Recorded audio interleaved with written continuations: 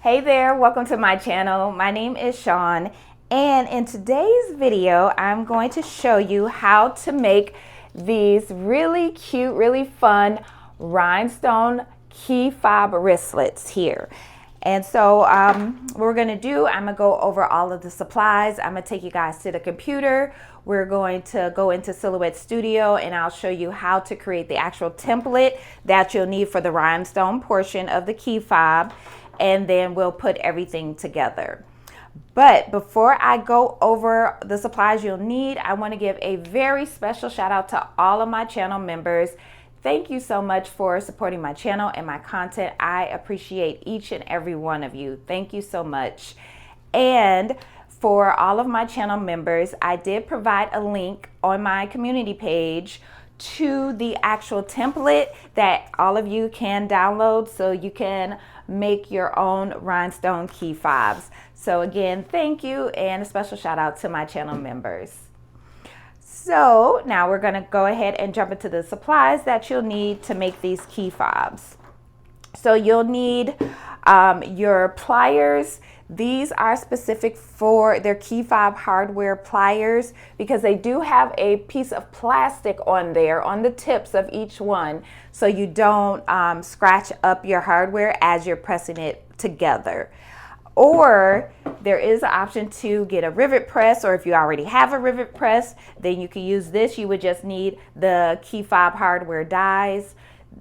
So with a rivet press, the dies, these pieces come out. You could change them for whatever type of hardware that you're using, such as like these here little attachments, or the key fobs, as well as the eyelets like that, these little small grommets. So if you don't have a rivet press, and you don't make a lot of keychains or use a lot of hardware as far as keychains, handbags, tote bags, you can use these for so many things.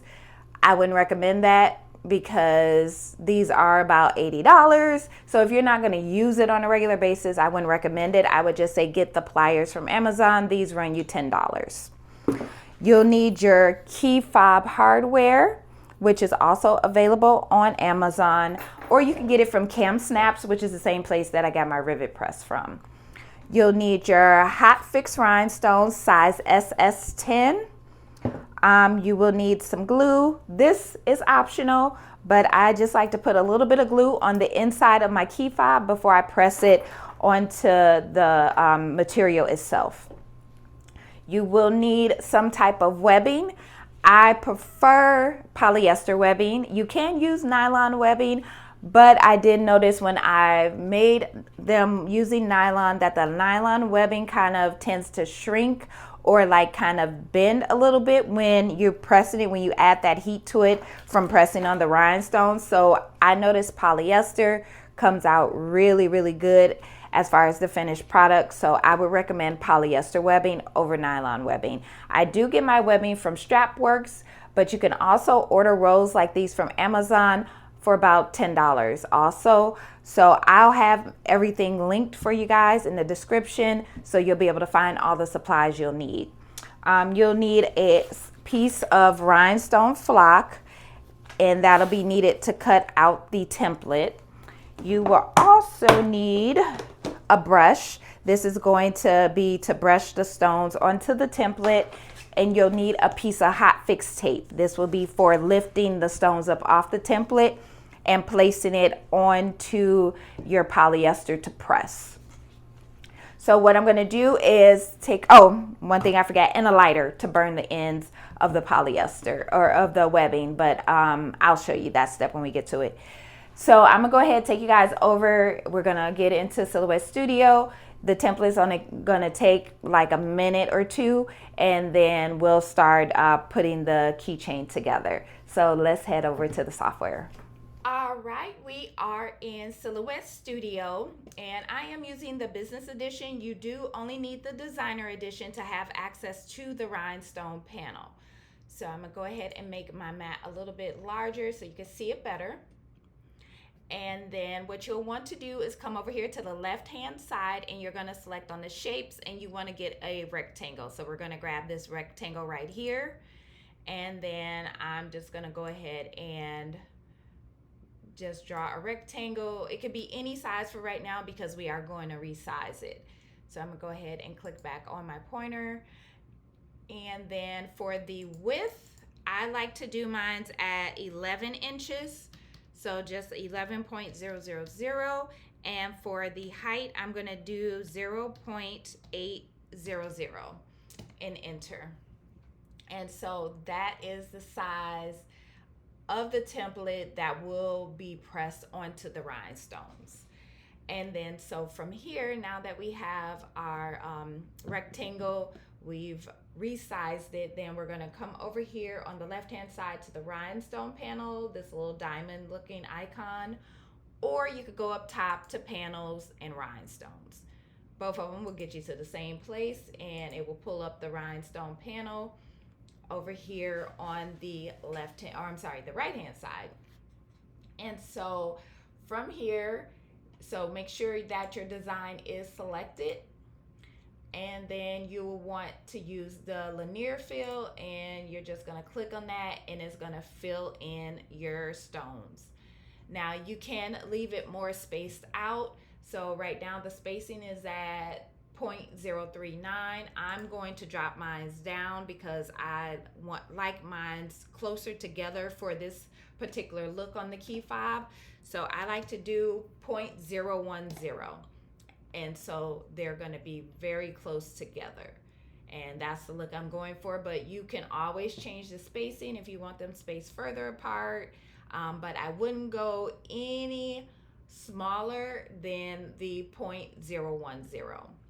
Otherwise, you can end up, when it's cutting out, it can end up overlapping, and then you'll just have a ruined piece of flock that you won't be able to use. So then from here, then I would just go ahead and send it to my machine to cut. And then from there, you'll be good to go. And then I'm gonna head back over to the table now, and we're gonna go with the next steps. So I wanted to give you guys an overhead view so I can show you how I measure my, my webbing. So I'm gonna go ahead, and normally I like to do mine at 12 inches. And so I'm gonna just kind of unravel some and make sure this is at 12 inches.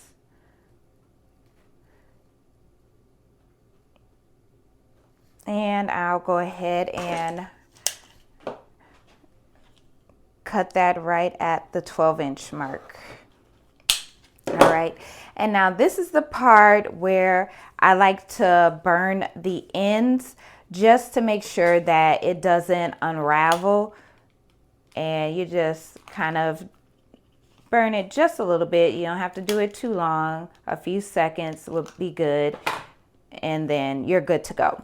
So now we have our piece of webbing cut, and then we'll start on making the rhinestone template itself. So then again, I'm going to be using Crystal AB since I'm doing this on black. And if you are looking for some high quality hot fix rhinestones, definitely check out Axiland Rhinestone Depot in Los Angeles.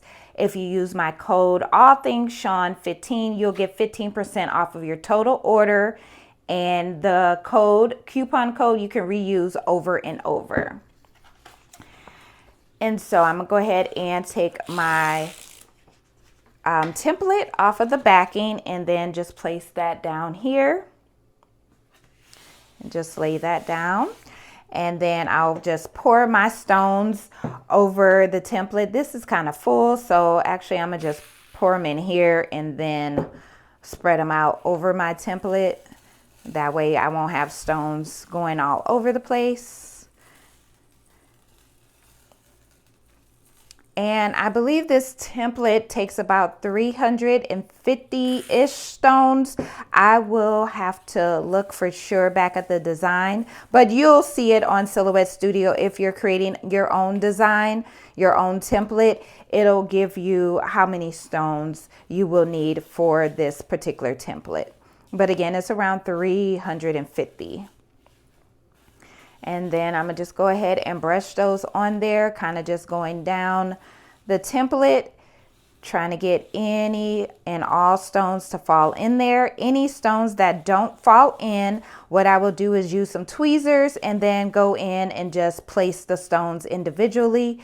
But I do try to fill up the template as full as possible so I don't have to place a lot of stones.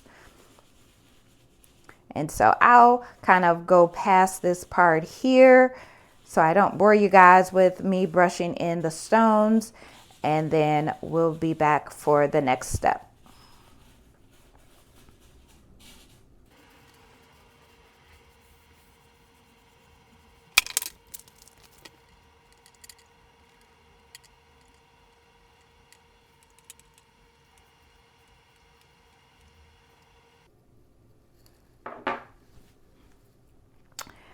Okay, so we have all our stones in there. So I'm gonna go ahead and just brush these into my little funnel here so I can put these stones back in the jar.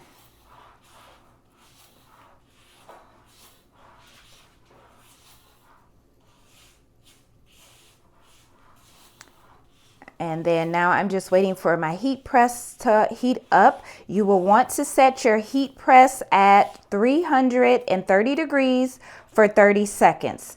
So make sure that will be the temperature, or I mean, if you need to make it a little bit less than that, depending on your press, you can, but I prefer, even when I'm doing t-shirt templates, things like that, I'm doing them at 330 degrees.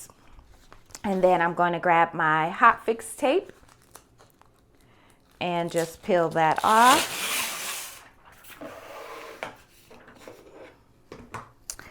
And there's so many ways to do this. Some people just kind of put it down and then let it out. That way does not work for me because I always end up picking up stones too soon. So I like to put mine on the side and then kind of just press it down. And then from there, I'll just go ahead and lay it down over the design. And you could just use your hand to make sure all the stones are lifted, or you can use a little squeegee. And one of my stones did move, so I'm just kind of putting that back into place and good to go.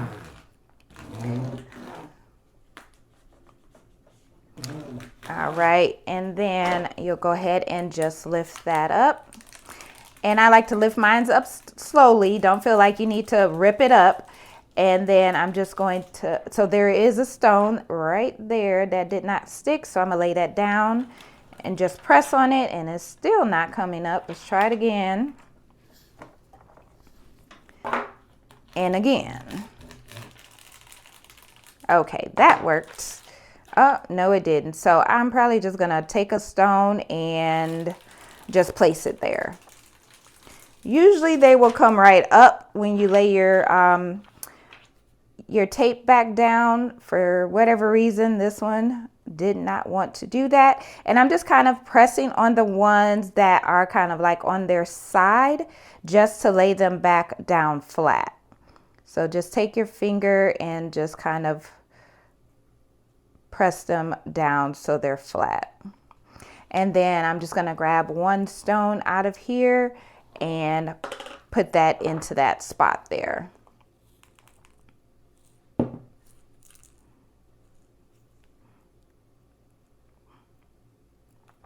And just trying to grab it so it is on the right side, and there we go. Just move it over just a tad,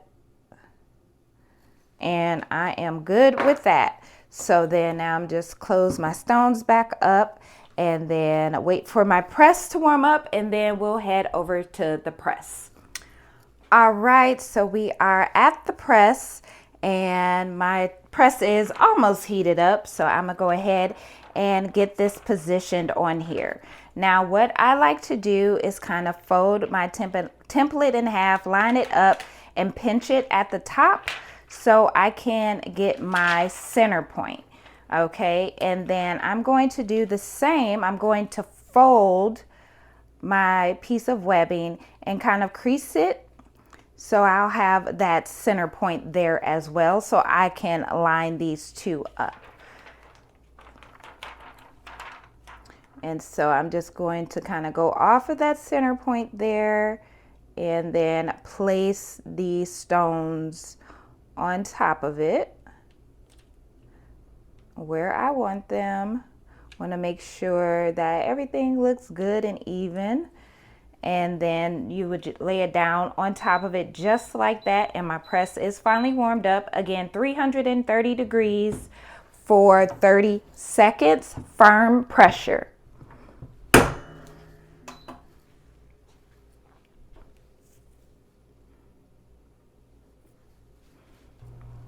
All right, so I did go ahead and peel off my hot fix tape here, and then I'm just doing another reassurance press. Make sure those stones are pressed onto the material really good so nothing falls off, because this is a keychain. You know, people are going to be grabbing it, throwing it down with their keys, or you know, however they're going to be using it. So I want to make sure those stones are adhered very well to the webbing. So this is going to be really hot, so you'll want to be very careful when you're lifting this up.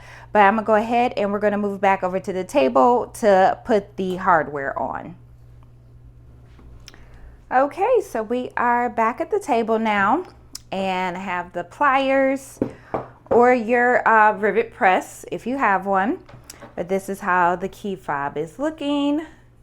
That is going to be the inside of the key fob.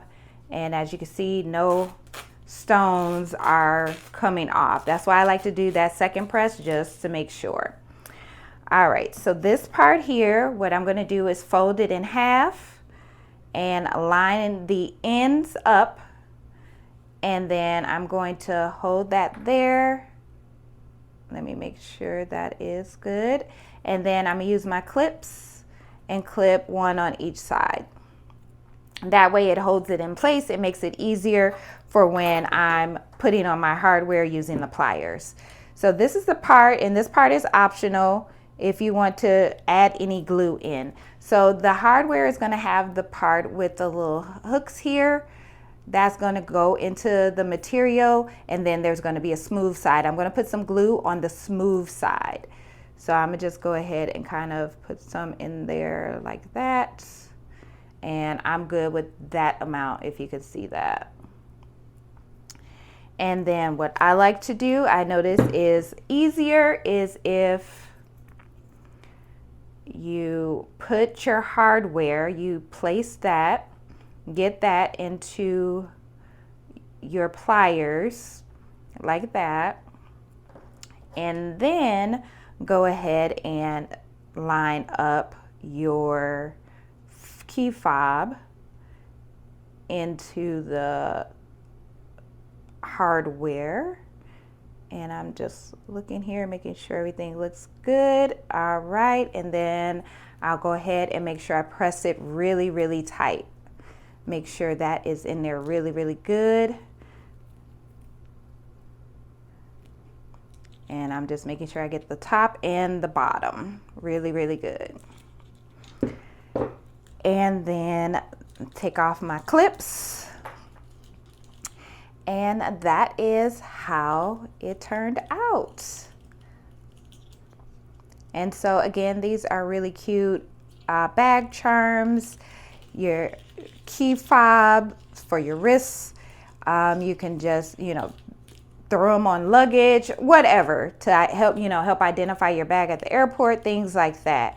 But that is how simple and fun these are to make. These are really cute gift ideas as well. But if you do have any questions, let me know below in the comments.